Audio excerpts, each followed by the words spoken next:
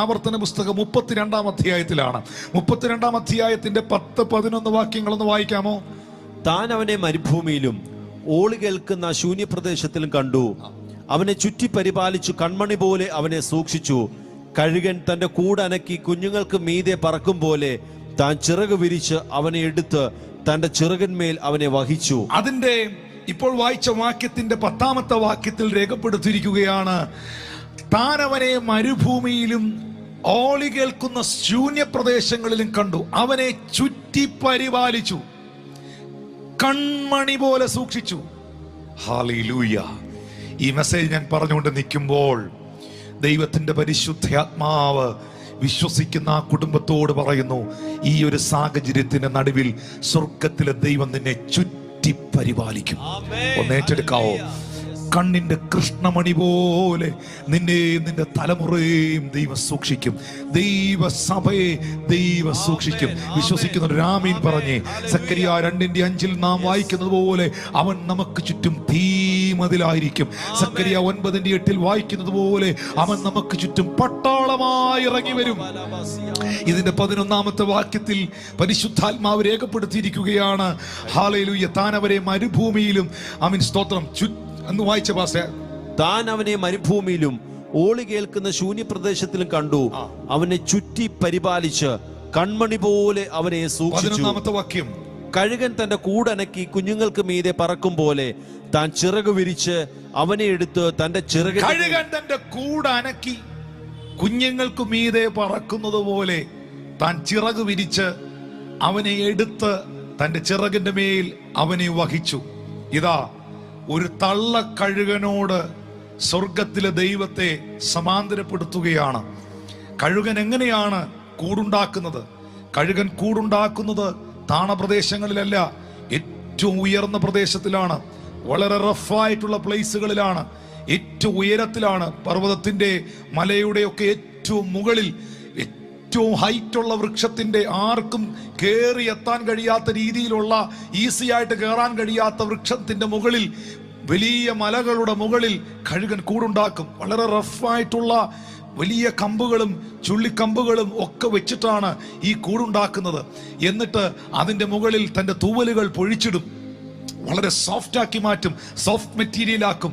ഇതിനുശേഷം മുട്ടയിട്ട് ആ കുഞ്ഞുങ്ങളെ വിരിച്ചിറക്കി കഴിയുമ്പോൾ അത് ഏകദേശമൊക്കെ ഒന്ന് വളർന്ന് പറക്കാനുള്ള സമയമായി വരുമ്പോൾ ഈ സോഫ്റ്റ് ആയിട്ടുള്ള എല്ലാ മെറ്റീരിയലുകളും ഈ കഴുകൻ തന്നെ ചൂണ്ടുകൊണ്ട് വലിച്ചെടുത്ത് കളയും.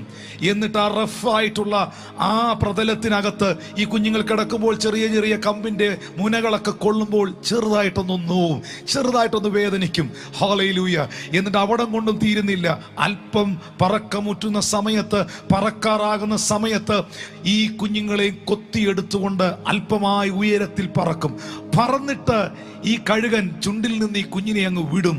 വിട്ടുകഴിയുമ്പോൾ കുഞ്ഞിങ്ങനെ തറയിൽ വീഴുമെന്ന് ആ സാഹചര്യം എത്തുമ്പോൾ, ഫ്ലൈറ്റ് ലാൻഡ് ചെയ്യുന്നത് പോലെ കഴുകൻ ചിറക് വിരിച്ചിറങ്ങി വന്ന് ഈ ചിറകിനകത്ത് അതിനെ കോരി എടുത്തുകൊണ്ട് വീണ്ടും ഉയരങ്ങളിലേക്ക് പറക്കും.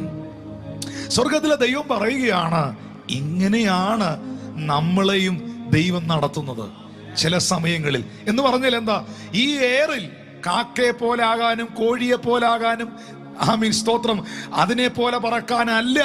ഒരു കോഴി പറക്കുന്ന ഉയരത്തിൽ, കാക്ക പറക്കുന്ന ഉയരത്തിൽ, ഒരു തത്ത പറക്കുന്ന ഉയരത്തിൽ പറക്കാനല്ല നിന്നെ കണ്ടിരിക്കുന്നത്. അതുകൊണ്ട് തുടക്കം മുതലേ നീ ട്രെയിനിങ്ങിലാണ്. ഇതൊരു ദൂതാണ്.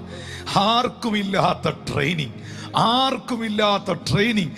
ആർക്കുമില്ലാത്ത പരീക്ഷകൾ നിനക്കുണ്ടാകുന്നെങ്കിൽ നീ എഴുതി വെച്ചുകൊള്ളുക. ആർക്കുമില്ലാത്ത നന്മ നിനക്കുണ്ടാകാൻ പോവുകയാണ്. ആർക്കുമില്ലാത്ത വെല്ലുവിളികൾ ദാവീദേ നിനക്കുണ്ടെങ്കിൽ നീ ഓർത്തുകൊള്ളുക. ആർക്കുമില്ലാത്ത ഒരു അഭിഷേകം ദൈവം നിന്റെ മേൽ പകരുകയാണ്. ആർക്കുമില്ലാത്ത പ്രതിസന്ധികൾ, കഷ്ടതകൾ പൗലോസേ നിനക്കുണ്ടാകുന്നെങ്കിൽ നീ ഓർത്തുകൊള്ളുക. ആർക്കുമില്ലാത്ത വെളിപ്പാടുകളുടെ ആധിക്യം സ്വർഗം നിന്റെ മേൽ പകരുകയാണ്. ആർക്കുമില്ലാത്ത നിന്ന ജോസഫെ നീ അനുഭവിക്കുന്നെങ്കിൽ നീ ഓർത്തുകൊള്ളുക. ആർക്കുമില്ലാത്ത ഒരു പൊസിഷൻ ദൈവം നിനക്ക് വേണ്ടി സെറ്റ് ചെയ്യുകയാണ്. എന്തിനു വേണ്ടിയാണ് ഈ കഴുകനെ ഇങ്ങനെ ഉയരത്തിൽ കൊണ്ടുവന്ന്? എയറിൽ ബാലൻസ് ചെയ്യാൻ പഠിപ്പിക്കുകയാണ് സിറ്റുവേഷൻസിനെ. ഞാനിത് പറയുമ്പം ചുമ്മാ കേട്ടോണ്ടിരിക്കരുത്. ഇത് കർത്താവ് നിങ്ങൾക്ക് തരുന്നൊരു ദൂതാണ്.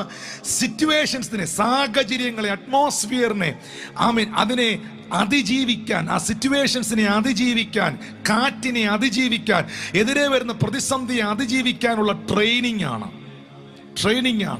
പക്ഷേ ഇവിടെ നിങ്ങൾ കാണുന്നുണ്ടോ, ഈ ട്രെയിനിങ്ങിൽ നിങ്ങൾ ഒറ്റയ്ക്കല്ല. ആ കണ്ണുകൾ നിങ്ങളിൽ തന്നെ ഫോക്കസ്ഡ് ആണ്. ഇത് കൊത്തിയെടുത്തോണ്ട് പോകുന്നതും മനസ്സിലാക്കേണ്ട കാര്യം, താഴത്ത് നിന്ന് മുകളിലേക്ക് ഉയരുന്നതും ഉയരത്തിൽ നിന്ന് പിന്നെയും താഴോട്ട് വിടുന്നതും, ഇത് രണ്ടും നമ്മുടെ പ്ലാനല്ല. താഴ്ത്തുന്നതും ഉയർത്തുന്നതും ഈ തള്ളക്കഴുകനാ ചെയ്യുന്നേ. അങ്ങനെയാണെങ്കിൽ താഴ്ചയിലും ഉയർച്ചയിലും ദൈവം നമ്മുടെ കൂടെയുണ്ട്. താഴ്ചയിലും ഉയർച്ചയിലും അവന്റെ കണ്ണുകൾ നമ്മുടെ കൂടെയുണ്ട്. താഴ്ചയിലും ഉയർച്ചയിലും അവന്റെ കരുതൽ നമ്മുടെ കൂടെയുണ്ട്. നമ്മുടെ താഴ്ചയിലും നമ്മുടെ ഉയർച്ചയിലും ദൈവത്തിന്റെ സംരക്ഷണ വലയം നമുക്ക് ചുറ്റുമുണ്ട് പ്രിയരെ. ഹല്ലേലൂയ. ശ്രദ്ധിക്കുക, നാം താഴുന്നതും ഈ ഉയരുന്നതും നമ്മുടെ പ്ലാൻ അല്ല എന്നുള്ളതിന്റെ അടയാളമാണ്. കഴുകൻ ഈ കുഞ്ഞിനെ കൊത്തിയെടുത്ത് മുകളിലേക്ക് കൊണ്ടുപോകും. ഇനി ശ്രദ്ധിച്ചോണം, ഇത് നിങ്ങളോടുള്ള മെസ്സേജാണ്. എന്നിട്ട് ചുണ്ടിൽ നിന്ന് പിടിവിടും, ചുണ്ടങ്ങും വിടർത്തും, കുഞ്ഞു താഴെ പോവും. വീഴുമെന്ന് ഇവന് തോന്നണം, പക്ഷെ വീഴ്ത്തുകയല്ല. നീ വീഴാൻ പാടില്ല. എന്നാൽ വീഴുമെന്ന് തോന്നും. വീഴുമെന്ന് തോന്നിയാൽ മാത്രമേ നിന്നെ വഹിക്കുന്ന ഒരു ചിറകുണ്ടെന്ന് നിനക്ക് മനസ്സിലാവുള്ളൂ. അങ്ങനെ ഒരു തോന്നൽ നിനക്ക് വരാത്തിടത്തോളം അങ്ങനെ ഒരു ബോധ്യം ഉണ്ടാകത്തില്ല. Praise God. പല സന്ദർഭങ്ങളിലും എന്റെ കയ്യിൽ ഈ പ്രശ്നം നിൽക്കുകയില്ല, എന്നെയും കൊണ്ട് ഇത് പരിഹരിക്കാൻ ഒക്കുകയില്ല, ഈ സിറ്റുവേഷനെ എനിക്ക് തന്നെ നേരിടാൻ പറ്റുകയില്ല എന്നൊരു സാഹചര്യവും ചിന്തയും ബോധ്യവും നിങ്ങൾക്ക് കിട്ടിയാൽ മാത്രമേ സർവശക്തനാകുന്ന ദൈവത്തിന്റെ കരവും പ്രവൃത്തിയും മഹത്വവും എന്ന് നിങ്ങൾ തിരിച്ചറിയുകയുള്ളൂ. ഈ കഴുകന്റെ കുഞ്ഞിന് തോന്നണം ഇത് വീഴുമെന്ന്, കരയണം, നിശ്ചയമായിട്ടും കരയണം. പക്ഷേ മുകളിൽ പറക്കുന്ന ആ കഴുകന്റെ കണ്ണുകൾ, ദൃഷ്ടികൾ ഈ കുഞ്ഞിനെ നോക്കി പറയുന്ന ഒരു ആലോചനയുണ്ട്. നിനക്ക് തോന്നുകയേ ഉള്ളൂ, നിന്നെ ഞാൻ വീഴ്ത്തുകയില്ല. ഹല്ലേലൂയ. ദുഷ്ടന്റെ കയ്യിൽ അകപ്പെടാതെ വണ്ണം അവൻ നമ്മളെ കാക്കുന്ന ദൈവമാണ്. ദൈവം വിശ്വസ്തനാ. പരീക്ഷ അവൻ അനുവദിച്ചാൽ പരീക്ഷയോട് കൂടെ അവൻ പോക്കുവഴികളും ഉണ്ടാക്കും. ഹല്ലേലൂയ. നിശ്ചയമായിട്ടും വീഴാൻ പാടില്ല. വീടില്ല, പറഞ്ഞേ, വീടില്ല. പക്ഷെ ചിലപ്പോഴൊക്കെ തോന്നിപ്പോകും, എല്ലാം അവസാനിക്കുകയാണോ, വീഴുകയാണോ, കഴിഞ്ഞോ, ഇനി എനിക്കൊരു മിനിസ്ട്രി ഉണ്ടോ, ഇനി എനിക്കൊരു ജീവിതം ഉണ്ടോ, ഇനി എനിക്കൊരു നന്മയുണ്ടോ, ഈ സിറ്റുവേഷനൊക്കെ മാറുമോ, ഇതുകൊണ്ടെല്ലാം അവസാനിക്കാൻ പോവാന്നോ എന്ന് നിന്റെ മൈൻഡിൽ നിനക്ക് തോന്നിപ്പോകും. തോന്നണോന്നാ പറയുന്നത്. അങ്ങനെ തോന്നിയാൽ മാത്രമേ നാളുകളിൽ എഴുന്നേറ്റ് നിന്ന് പറയുള്ളൂ, എനിക്ക് ഹാൻഡിൽ ചെയ്യുവാൻ കഴിയാഞ്ഞതിനെ, എനിക്ക് കൈകാര്യം ചെയ്യുവാൻ കഴിയാഞ്ഞതിനെ എൻ്റെ ദൈവം എനിക്ക് വേണ്ടി കൈകാര്യം ചെയ്തു. അവന്റെ ചിറകിന്റെ മേളിൽ അവൻ എന്നെ വഹിച്ചത് കൊണ്ട്, അവൻ എന്നെ താങ്ങിയത് കൊണ്ട്, എൻ്റെ ദൈവം എന്നെ നിർത്തിയത് കൊണ്ടാണ് ഞാൻ നിന്നത്. പറയാമോ, ഞാൻ നിന്നതല്ല, അവൻ എന്നെ എന്റെ ദൈവം എന്നെ നിർത്തിയതാണ്. ഞാൻ നേടിയതല്ല, എന്റെ ദൈവം സകലതും എനിക്ക് നൽകിയതാണ്. ഞായറാഴ്ച പകലിൽ ഈ ശുശ്രൂഷയിൽ ഞാൻ പങ്കെടുത്തോണ്ടിരിക്കുമ്പോഴും ഞാൻ ആയുസോടിരിക്കുന്നത് ആ ചിറകിനകത്തെന്നെ മറച്ചത് കൊണ്ടാണ്. ഇവിടം വരെ എത്തിയത് ആ ചിറകിൽ വെച്ചെന്നെ വഹിച്ചുകൊണ്ടവൻ പറത്തി ഉയർത്തിയത് കൊണ്ടാണ്. എന്റെ ഉയർച്ചയിലും എന്റെ താഴ്ചയിലും എന്റെ ദൈവം എന്നോട് കൂടെയുണ്ട്. അതിന്റെ ഒരു ഉത്തമ ഉദാഹരണമാണ് ആദിമസഭ. ആദിമസഭയിൽ പരിശുദ്ധാത്മാവിനാൽ ആരംഭിക്കപ്പെട്ട ദൈവസഭ കൊടിയ കാറ്റാൽ, ഇടിമുഴക്കത്താൽ പിളർന്ന അഗ്നിനാവുകൾ അവരുടെ മേൽ പ്രത്യക്ഷമായി. ഹല്ലേലൂയ. എത്ര ശക്തമേറിയൊരു മൊമെന്റ് ആയിരുന്നു അത്. പക്ഷെ അവിടെയും പ്രതിസന്ധികൾ ഉണ്ടായി. അവർക്ക് ചിതറിപ്പോകേണ്ട സാഹചര്യം വന്നു. പക്ഷെ നമുക്കറിയാം, ആ സഭ ഒറ്റ ചർച്ചയുണ്ടായിരുന്നുള്ളൂ ജെറുസലേമിൽ. അത് ചിതറിപ്പോയതിനാൽ എവിടെയൊക്കെ ശത്രു ചിതറിച്ചുവോ, അങ്ങനെ ഒരു സാഹചര്യം അവർക്കുണ്ടായോ, അവിടെയെല്ലാം ദൈവം വലിയ സഭകളെ എഴുന്നേൽപ്പിക്കുകയും ഉണർവുകളെ അയക്കുകയും ചെയ്തു. സ്തെഫാനോസ് എന്ന് പറയുന്ന മനുഷ്യൻ, അപ്പോസ്തല പ്രവൃത്തി 5-ാം അധ്യായം അതിന്റെ 17 മുതലുള്ള വാക്യങ്ങൾ, ആ 17 മുതലുള്ള വാക്യങ്ങൾ ഒന്ന് വായിക്കാമോ? പിന്നെ മഹാപുരോഹിതനും സദൂക്യരുടെ മതക്കാരായ അവന്റെ പക്ഷക്കാരൊക്കെയും അസൂയ നിറഞ്ഞ് എഴുന്നേറ്റ് അപ്പോസ്തലന്മാരെ പിടിച്ച് പൊതു തടവിലാക്കി. രാത്രിയിലോ കർത്താവിന്റെ ദൂതൻ കാരാഗൃഹവാതിൽ തുറന്ന് അവരെ പുറത്തു കൊണ്ടുവന്നു. നിങ്ങൾ ദേവാലയത്തിൽ ചെന്ന് ഈ ജീവന്റെ വചനം എല്ലാ ജനത്തോടും പ്രസ്താവിപ്പീൻ എന്ന് പറഞ്ഞു. അവർ കേട്ട് പുലർച്ചയ്ക്ക് ദേവാലയത്തിൽ ചെന്ന് ഉപദേശിച്ചു കൊണ്ടിരുന്നു. മഹാപുരോഹിതനും കൂടെയുള്ളവരും വന്ന് ന്യായാധിപ സംഘത്തെയും. നിങ്ങൾ നോക്കിയേ, എന്തുകൊണ്ട് മഹാപുരോഹിതന്മാരും സദൂക്യന്മാരും മതക്കാരും സകല പക്ഷക്കാരും അസൂയക്കാരും എഴുന്നേറ്റ് കർത്താവിന്റെ അപ്പോസ്തലന്മാരെ പിടിച്ച് പൊതു തടവിലാക്കി? കർത്താവിന്റെ ദൂതൻ, ആ സമയത്ത് കർത്താവിന്റെ ദൂതൻ എവിടെയായിരുന്നു? ആ പ്രതിസന്ധിയിലൂടെ കടന്നു പോകുമ്പോൾ ഈ ദൂതൻ ഇല്ലായിരുന്നോ? എന്നാൽ അന്ന് രാത്രിയിൽ കർത്താവിന്റെ ദൂതൻ കാരാഗൃഹത്തിൽ വെളിപ്പെട്ടു. അവരെ സ്വർഗത്തിലെ ദൈവം വിടുവിച്ചു. എന്നിട്ട് അവരെ പുറത്തു കൊണ്ടുവന്നു. 40-ാമത്തെ വാക്യത്തിലേക്ക് വരണം. 40, 41, 42 വാക്യം, അപ്പോസ്തല പ്രവൃത്തി 5-ാം അധ്യായം വായിക്കാം. അവർ അവനെ അനുസരിച്ചു, അപ്പോസ്തലന്മാരെ വരുത്തി അടുപ്പിച്ചു. ഇനി യേശുവിന്റെ നാമത്തിൽ സംസാരിക്കരുതെന്ന് കൽപ്പിച്ചവരെ വിട്ടയച്ചു. തിരുനാമത്തിനു വേണ്ടി അപമാനം സഹിപ്പാൻ യോഗ്യരായി എണ്ണപ്പെടുകയാൽ അവർ സന്തോഷിച്ചുകൊണ്ട് ന്യായാധിപ സംഘത്തിന് മുമ്പിൽ നിന്ന് പുറപ്പെട്ടു. അവിടെ ഞാൻ ഒന്നും നിർത്തുകയാണ്, കാരണം എന്റെ വിഷയം അതല്ലെങ്കിലും പറയാതിരിക്കാൻ നിർവാഹമില്ല. അപ്പോസ്തലന്മാരെ വരുത്തി അടുപ്പിച്ച് അട്ടിക്കൊടുത്ത്, ഇനി യേശുക്രിസ്തുവിന്റെ നാമത്തിൽ നിങ്ങൾ സംസാരിക്കരുത്, ഇനി ഈ വചനം നിങ്ങൾ പ്രസംഗിക്കരുത്, ഇനി നിങ്ങൾ സുവിശേഷം പ്രചരിപ്പിക്കരുത് എന്ന് പറഞ്ഞ് കൽപ്പന കൊടുത്ത് അടുപ്പിച്ച് അവരെ വിട്ടയച്ചു. 41-ാമത്തെ തിരുവചനം, പ്രിയരെ, തിരുനാമത്തിനു വേണ്ടി അപമാനം സഹിപ്പാൻ യോഗ്യരായി എണ്ണപ്പെടുകയാൽ അവർ സന്തോഷിച്ചു. നമ്മളെ കൊണ്ട് സാധിക്കുമോ? നമ്മുടെ മനോഭാവം അങ്ങനെയാണോ? തിരുനാമത്തിന് വേണ്ടി അസൂയ കൊണ്ട് ചിലർ അപവാദങ്ങൾ പറയുമ്പോൾ തിരുനാമത്തിന് വേണ്ടി അപമാനം സഹിപ്പാൻ അവർ യോഗ്യരായി എണ്ണപ്പെട്ടു. അതിനും വേണം ഒരു യോഗ്യത എന്നാണ് ദൈവവചനം പറയുന്നത്.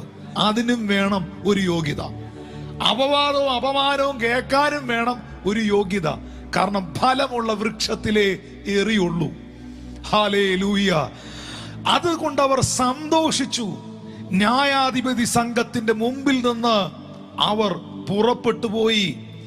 42-ാമത്തെ വാക്യം, പിന്നെ അവർ ദിനം പ്രതി ദേവാലയത്തിലും വീട് തോറും വിടാതെ ഉപദേശിക്കുകയും യേശുക്രിസ്തു തന്നെ ദൈവമെന്ന് സുവിശേഷം അറിയിക്കുകയും ചെയ്തുകൊണ്ടിരുന്നു. ഇനി മിണ്ടരുതെന്ന് എവിടെ പറഞ്ഞോ അത് തന്നെയാണ് അവർ മിണ്ടിയത്. ഇനി ഏത് നാമത്തെക്കുറിച്ചാണോ പറയരുതെന്ന് പറഞ്ഞത്, അവർക്ക് ആ നാമത്തെക്കുറിച്ചേ പറയാനുള്ളൂ. ഹല്ലേലൂയ. പക്ഷെ ഇത് നിമിത്തം ഒരു വലിയ പ്രശ്നം ഉണ്ടായി, ഒരു വലിയ പ്രതിസന്ധി ഉണ്ടായി. അതാണ് 54 മുതൽ 7-ാം അധ്യായം, അപ്പോസ്തല പ്രവൃത്തി 7-ാം അധ്യായം 54 മുതലുള്ള വാക്യങ്ങൾ. 54. ഇത് കേട്ടപ്പോൾ അവർ കോപപരവശരായി അവന്റെ നേരെ പല്ല് കടിച്ചു. അവനോ പരിശുദ്ധാത്മാവ് നിറഞ്ഞവനായി സ്വർഗത്തിലേക്ക് ഉറ്റുനോക്കി ദൈവമഹത്വവും ദൈവത്തിന്റെ വലത്തുഭാഗത്ത് യേശു നിൽക്കുന്നത് കണ്ടു. ഇതാ സ്വർഗം തുറന്നിരിക്കുന്നതും മനുഷ്യപുത്രൻ ദൈവത്തിന്റെ വലത്തുഭാഗത്ത് നിൽക്കുന്നതും ഞാൻ കാണുന്നു എന്ന് പറഞ്ഞു. ഇവിടെ സ്തേഫാനോസ് എന്ന് പറയുന്ന കർത്താവിന്റെ അപ്പോസ്തലനെ കല്ലെറിഞ്ഞു കൊല്ലുകയാണ്. അതിന് നേതൃത്വം കൊടുക്കുന്നത് തർസോസുകാരനായ ശൗലാണ്. ഹല്ലേലൂയ. പൗലോസ് അപ്പോസ്തലനാണ് അതിന് നേതൃത്വം കൊടുക്കുന്നത്. പിന്നത്തേതിലാണ് ശൗൽ പൗലോസായി മാറിയത്. നമുക്കറിയാം, കഴിഞ്ഞ 2 ആഴ്ചകൾക്ക് മുമ്പ് ഈ വിഷയം ഞാൻ സവിസ്തരമായി നിങ്ങളുടെ മുമ്പിൽ തിരുവചനത്തിലൂടെ പ്രസംഗിച്ചതാണ്.